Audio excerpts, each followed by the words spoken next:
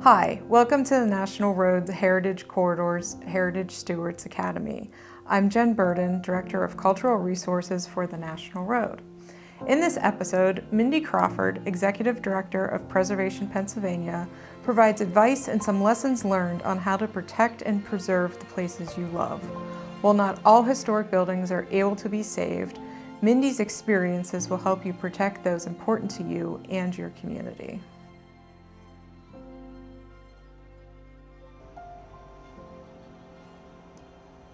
Hello, I'm Mindy Crawford. I'm the Executive Director of Preservation Pennsylvania, and I'm here today to talk about how to protect and preserve the places you love. As a statewide advocacy organization, we get many phone calls and emails from people who are really asking what to do next when they learn that a place they care about is being potentially lost. You see headlines all the time about endangered buildings coming down, and usually by the time it hits the newspaper, there may not be a lot you can do, but we'd like to stop seeing those kinds of headlines. We do a Pennsylvania at-risk list every year. We take nominations from properties across the state and list usually 3 to 5 of projects that we think are significant, sort of on a statewide level, and that we think we can make a difference in the outcome. We don't list things that are too late and that demolition is imminent, or things that where we really feel that the site control or the owner is just not willing to negotiate. So over the years, we have, since 1992, we keep track of our numbers, and this was just updated last month. As of July of 2025, we have 265 properties that have been listed on the at-risk list since 1992. We have a 36% save rate, 95, and 11% partially saved, 28. That means a portion of the property has been saved, or a building has been relocated, or some change to the building has resulted in it still being able to tell its story. We've lost 22%, 59, and we still have 83 at risk, which is 31%. We feel this is a pretty good track record, and we do know that being on at risk makes a difference. However, we have learned a few things about what causes a property to be at risk. Usually it's development pressure. That's in a strong real estate market where they want to demolish something because they want to build something bigger and better.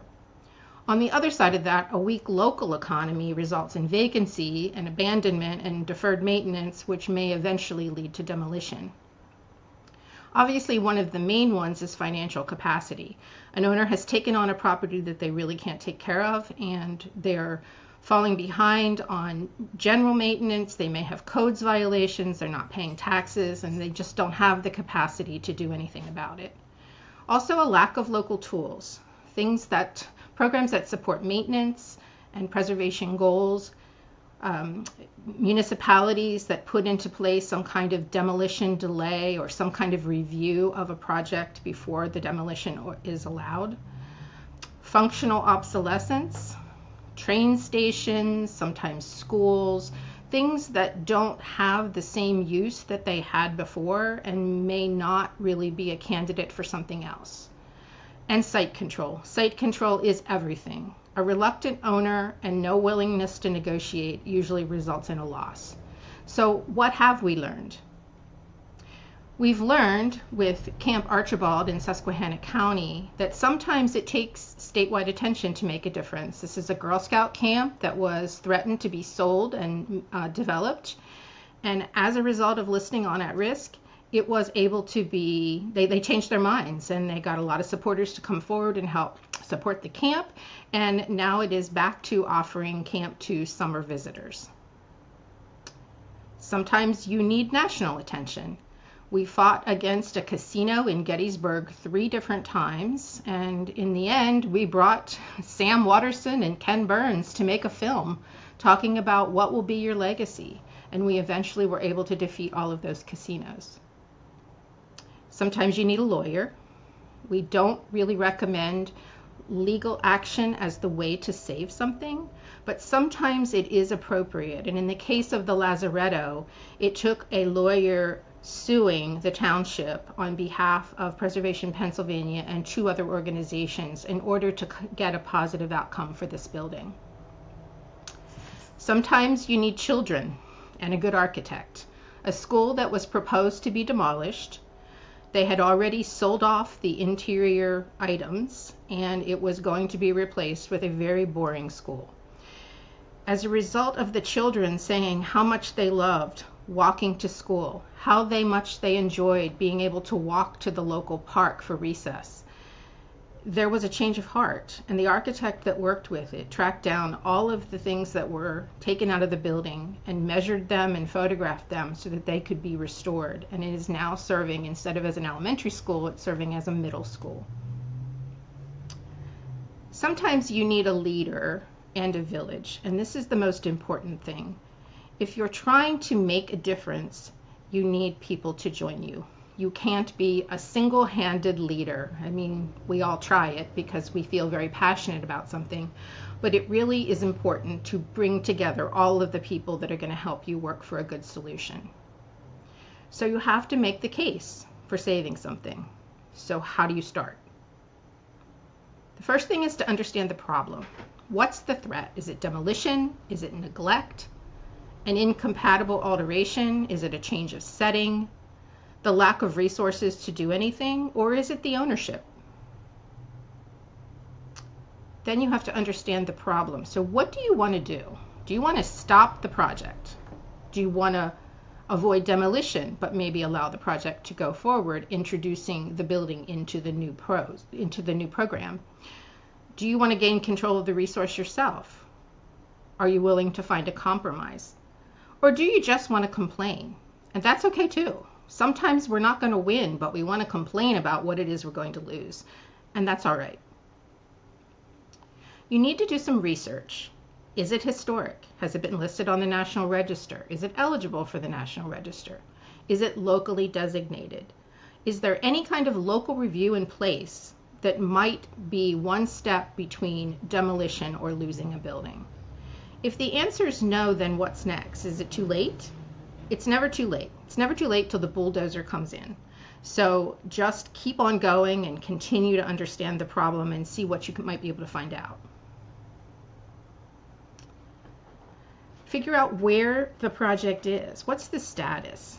If the bulldozers are already sitting on the site, it's probably too late.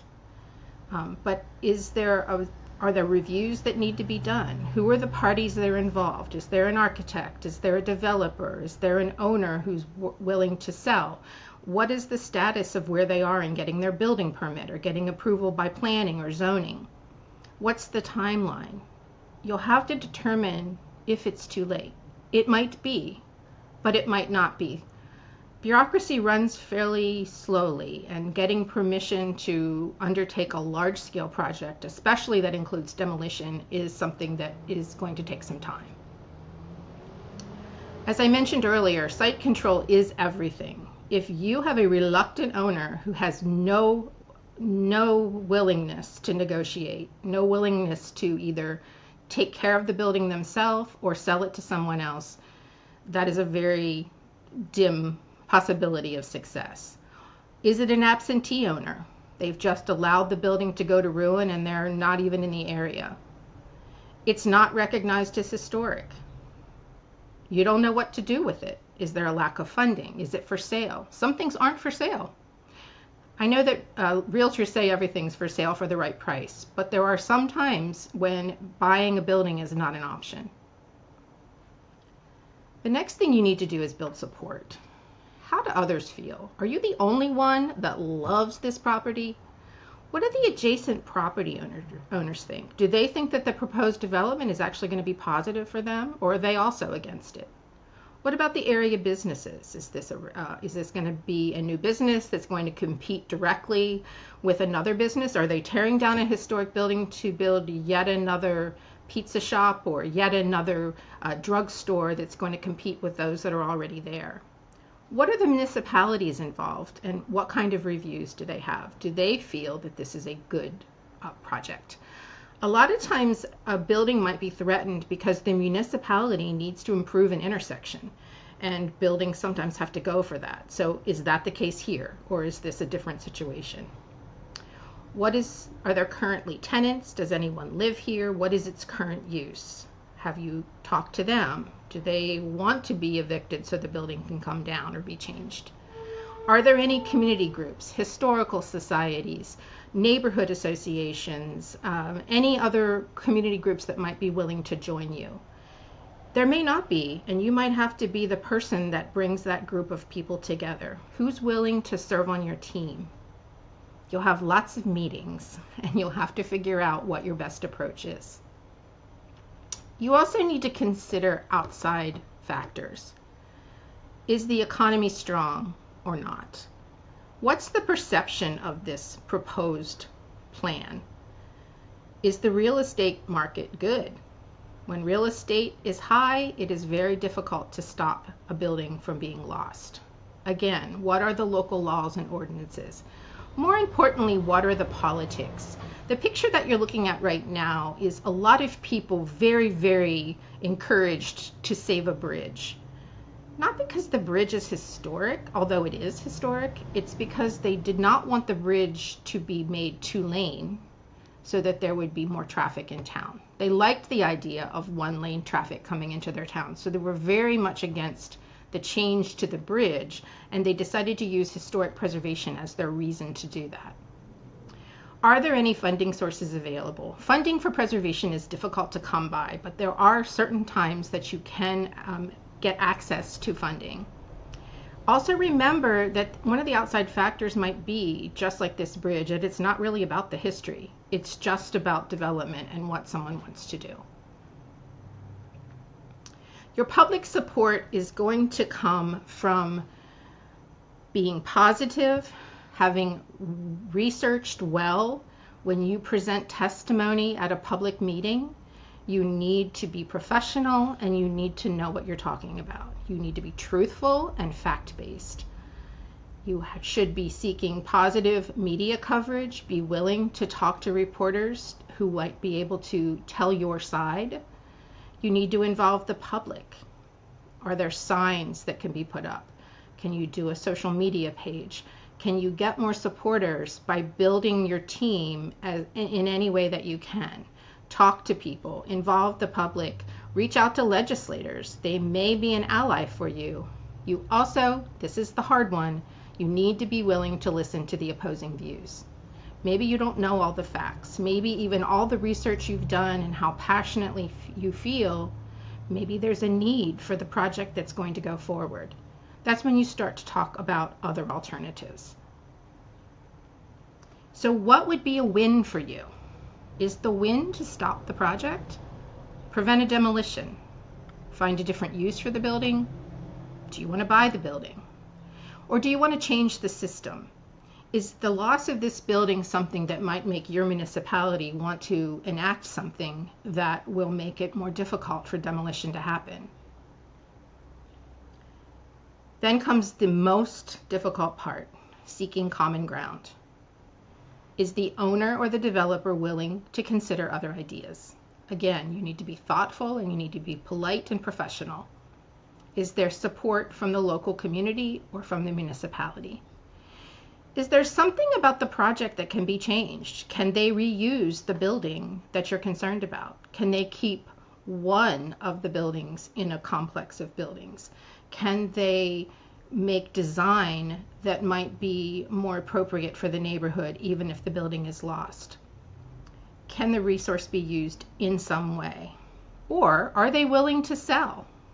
If the owner just wants to be done with the building, they've let it fall to ruin, it's got liens against it, and someone comes along and offers to buy it from them, they may just say yes. But be careful before you buy a building, because then it's your problem as well. Is the community supportive? If you're gaining more and more people coming to the meetings and talking to you and helping to get the word out, then you are probably on the right track. Is there any flexibility? Are they willing to rehabilitate the building? Do they want to change the property into something else? Do they need funding? You may have an owner that would kind of like to keep the building, but they don't know what to do. They don't know how to rehabilitate. They don't really know how to convert the property into something else, or they don't know where to find funding. Are they flexible, and can you compromise? You also need to be speaking with other preservation and history groups in the area, and you need to be very articulate. Why is this place important? Why is it important to you? Why is it important to the community? Does this place offer a site for a community need? Is there a medical clinic that is needed? Is there an after-school program that's needed? Could this building serve a new purpose? Are there other issues related not related to the resource? Traffic, change in zoning, again, real estate market. Can you find a compromise? You need to make your case for support. You are more likely to be successful if you can clearly state why something should be preserved and what the impacts or benefits of doing it will bring. It's very important to remember, listen to the opposition. I always say that one of the most valuable things that I did in high school was to be on the debate team, because you're forced to listen to both sides of an issue. It's really important to stop trying to speak, but to be quiet and listen to what the opposition is saying. Maybe there's something in there that you have missed. And again, seek common ground. Is there a compromise? Can you agree on one thing? The building is important, and if you could find another way to use it, it wouldn't have to be demolished. Be creative. All kinds of projects are successful because someone comes up with a creative idea of how to keep the building and incorporate it into the plan. Another very important thing to remember is to control your emotions. Once you start crying or screaming, and believe me, I've done it, you've lost your credibility. You need to at all times be professional. Even as much as you want to scream and cry, just dig your nails into the palms of your hand and keep smiling and speaking calmly.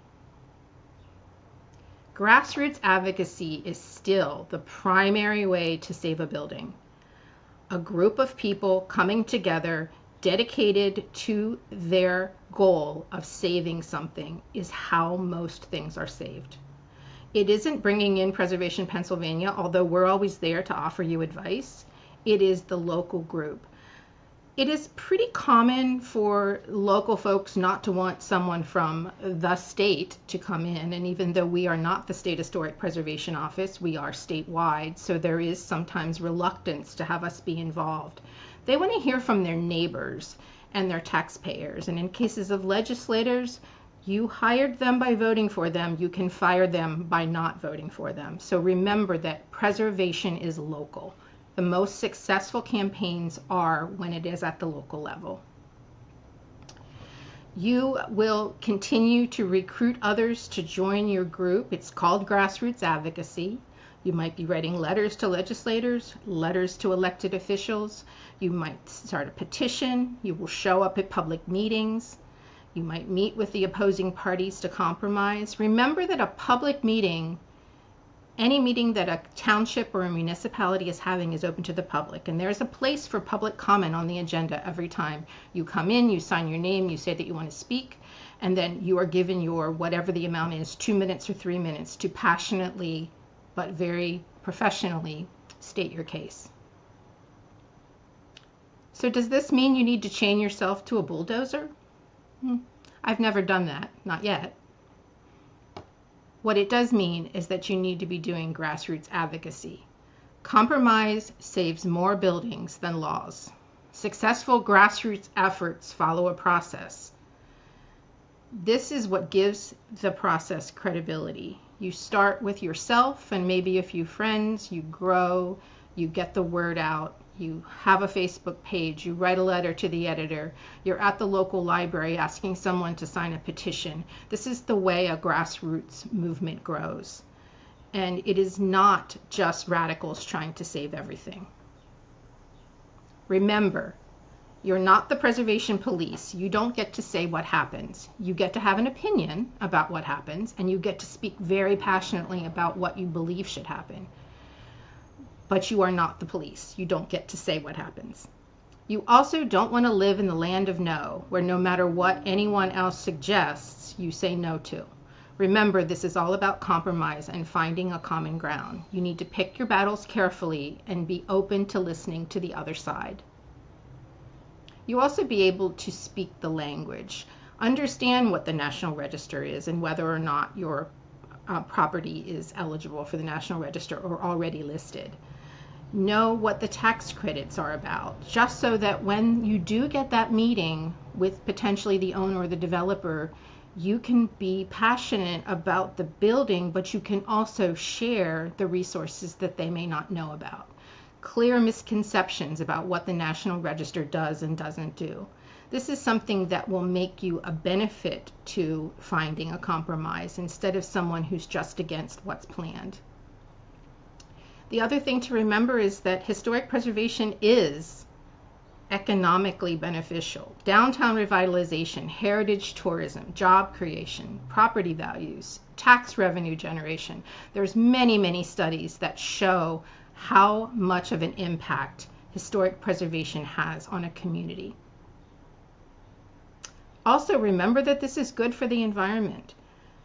If you tear down a building that already exists, you are losing all of that embodied energy that is there. For instance, if you tear down a typical 3-story storefront building, you are basically wasting the amount of energy that would be in 3,900 gallons of gas, which is enough to keep the average American driving for more than 8 years. So sending those buildings to the landfill is not good for the environment, and it is not good for preservation. Another thing to remember is that you need to reevaluate your position often. I was very passionate about a number of projects, and there gets to be a point where you know that what you want isn't going to happen. And at that point, you need to decide, do I want to keep fighting? Do I want to try to compromise? Or do I just want to walk away? And that's something that you'll have to decide for yourself. You will probably know when the time is to say no and when the time is to keep fighting. Also remember to not burn bridges. You may run into that developer sometime in the future. You may run into that municipality sometime in the future, and you don't want to have been the person they remember who was screaming and storming out of the room. It is really important for you to, at all times, keep yourself together, don't lose your sense of humor, and be willing to fight to the end or until you're ready to give up. You celebrate your victories when you get them, and it's okay. It's okay to yell, "Yay, we win." That's the best part. You also need to give credit to everyone who was involved, and sometimes that means giving credit even when it isn't due. If the developer who has been difficult through the entire process finally agrees to save a building, and you have a ribbon cutting, they get to stand right up there in the front with you, and they get to get credit too. Because if you were successful in changing the outcome, then everybody gets credit. Don't be a sore loser, because you have to live to fight another day. And don't take yourself too seriously. This is something that you are doing because you're passionate about it, but don't forget that you're still you, and you still need to live in your community and work with your neighbors and work with your municipal officials, and you want to maybe laugh at yourself if you've done a few crazy things, and we've all done it from time to time. So you can save the place you love if you're passionate, if you carefully approach it, take your time through it, learn as much as you can, ask questions, and help to build support.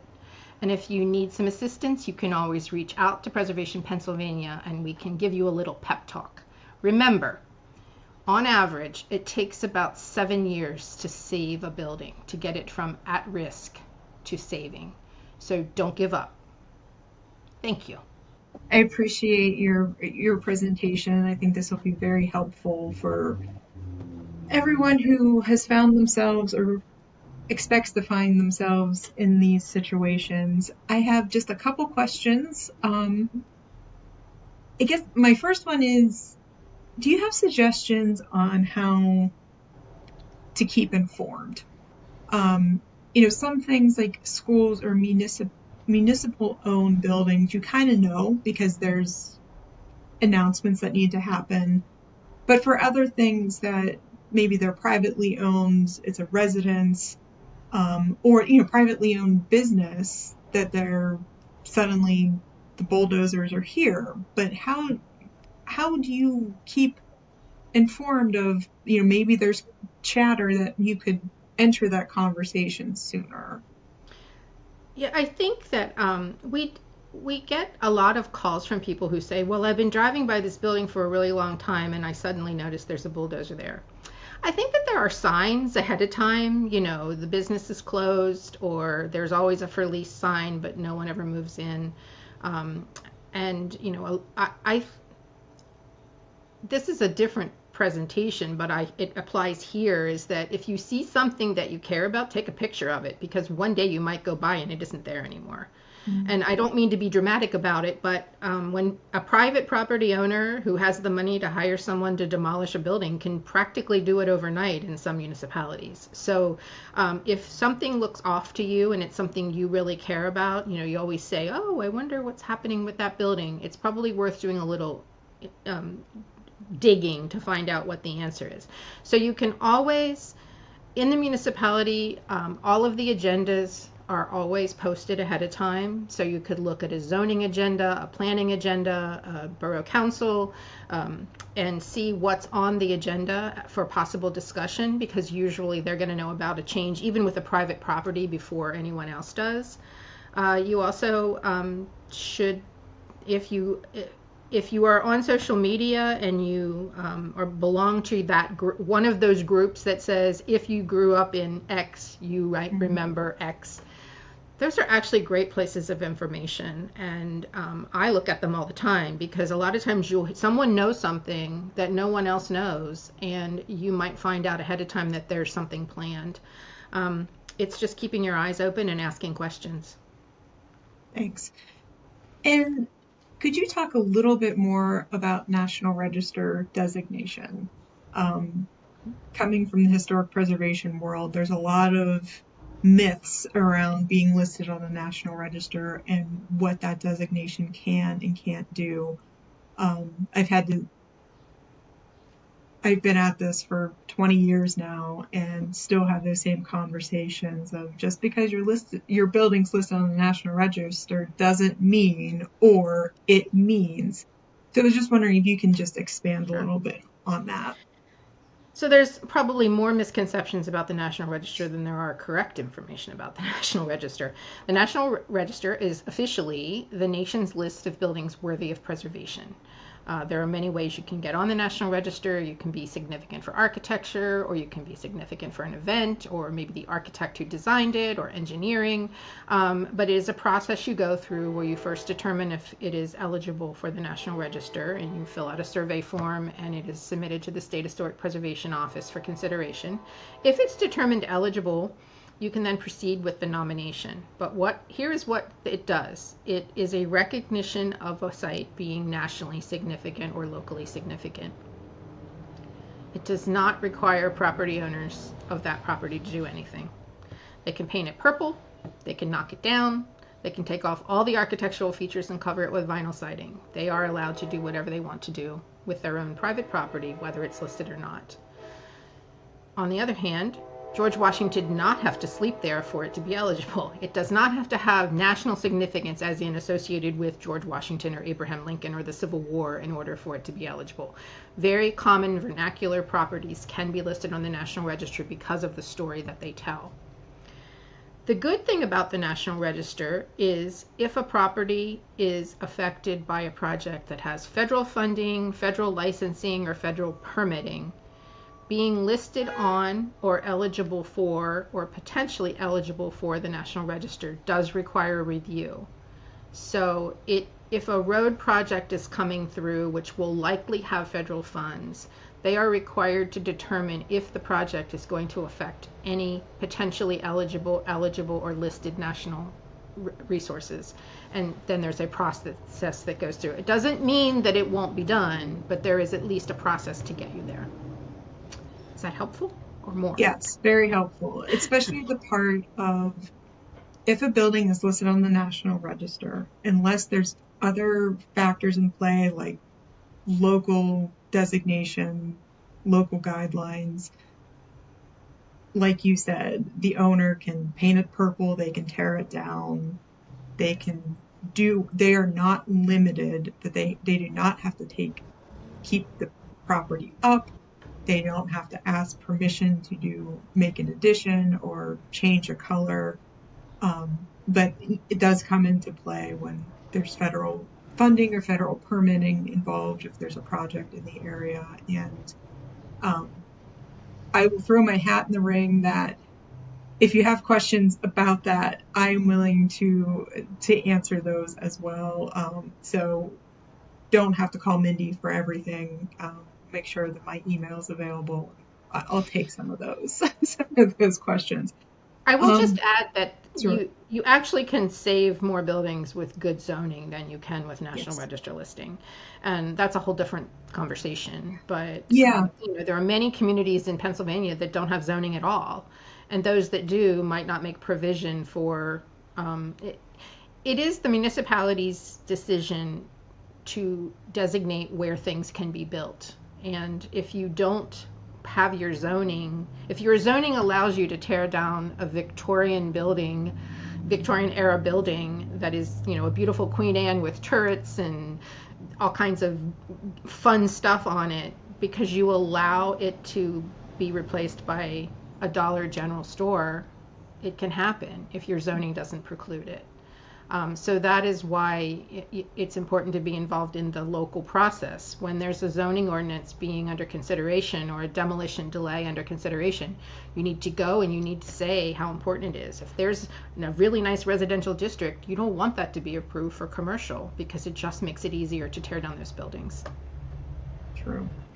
Well, thank you very much. I think this will be helpful for everyone who has had those moments of, oh, that building was just there last week. Where did it go? Why did that happen? And provide some information to potentially not have that happen all the time. So thank you very much. I appreciate your time.